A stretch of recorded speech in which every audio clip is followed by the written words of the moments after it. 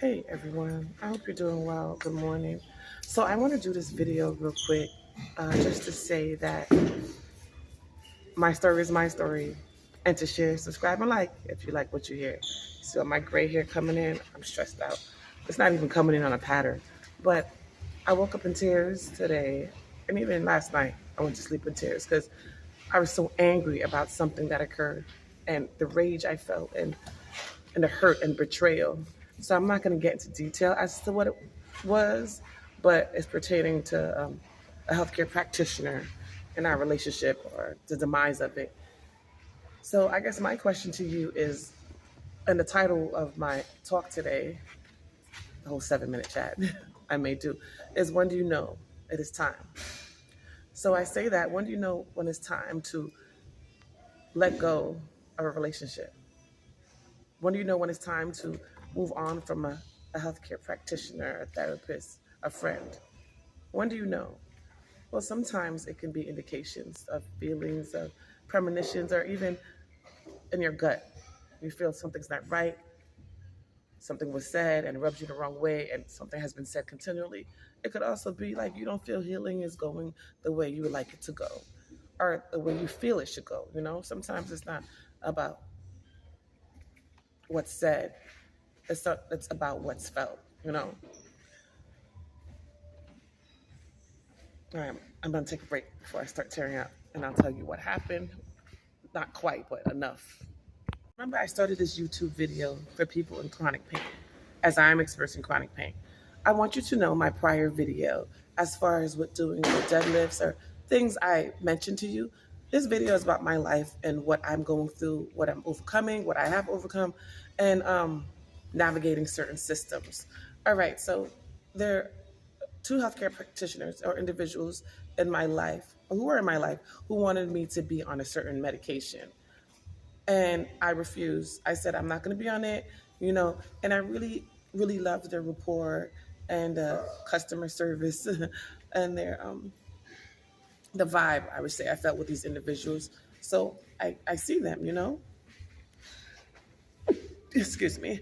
And basically, I noticed a shift with these two individuals when I say I don't want to be on these medications. I'm very self-aware of I have addictive personality, and these medications they're giving me are is gonna make me go back down that rabbit hole. So numerous sessions, you know, it's like, oh, you should be on this pill, you should take it, it's gonna help with your PTSD. And I said, no, it's not. I know what's gonna help. I can heal myself with your help in a different arena, minus the medication. And she was like, well, tell me how you're going to heal yourself. Lots of prayer. I'm going to change my diet. I'm going to be committed to meditating on the word, doing affirmations. And when I say affirmations, I am strong. No weapon formed against me shall prosper. I can do all things. It is well with my soul. Affirmations, I use it hand to hand with, as well as scriptures. And these are things I repeat to myself over and over again. And I just, when a doubt, a thought, a negative thing transpires, or I'm in a situation, this is what I repeat to myself.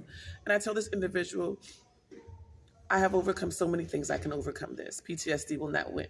And I said, it may take a longer time to heal from it, but healing is mine. She's like, well, it's rare, and PTSD never goes away. And I said, I serve a God who can do amazing things. And what is not possible with man is possible with God. So, but after I said I don't want to take these medications, I noticed a difference in this person. I noticed, and in my head, I said, it's time to go, Trisha. This is January. I was like, it's time to go. It's time to end this relationship. It's time to find someone else if you want someone else. But at that point, I said, I'm healed now. I can go on alone. I'm okay. Because I'm never alone. I know enough. I'm healed enough. I'm strong enough. In certain ways, I heal my PTSD.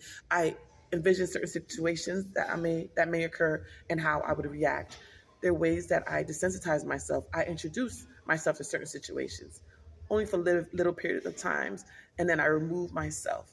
And I'll get triggered. I get triggered, but I trigger myself on purpose. So my body gets accustomed. Like there's situations that's going to happen, Trisha. You're going to have to learn how to deal with it. So let's work on safely navigating it, coping with it positively, you know? I'm sorry, I'm jumping in. So the deadlift situation, there was no impingement. There was no herniated disc, okay? I have been training for years, and I refuse to take advice from someone who goes to the gym only once a year on special occasions. We are not on the same level of fitness. And when I said I did a deadlift and, it didn't make any sense because I know I have back issues, but I have been working on strengthening my back. I've been taking pills to increase the bone, the mineral, the composition. I know myself. And I did it on that day because I felt assured that I could lift it. I knew pain would be present, but I didn't know I would slip a disc, okay? So I'd intentionally do it on the premise that, I want to slip a disc on purpose. No. Number two, if I vocalize to you that I have found a way to healing, just because I don't want to take said path, your way, medications or whatever, it doesn't mean I'm not compliant or that I don't want to be healed, or it just means that I know myself. I know ways and different paths to healing. There are many ways, many paths to take to a destination. And number three, knock if your blood clot buck. Don't play with me. Don't play with me. Don't play with me. Don't play with my kids. Don't threaten me. I don't take highly to that. And there was no reason why it had to come to a result where you felt the need that I'm putting myself and other people's lives in danger.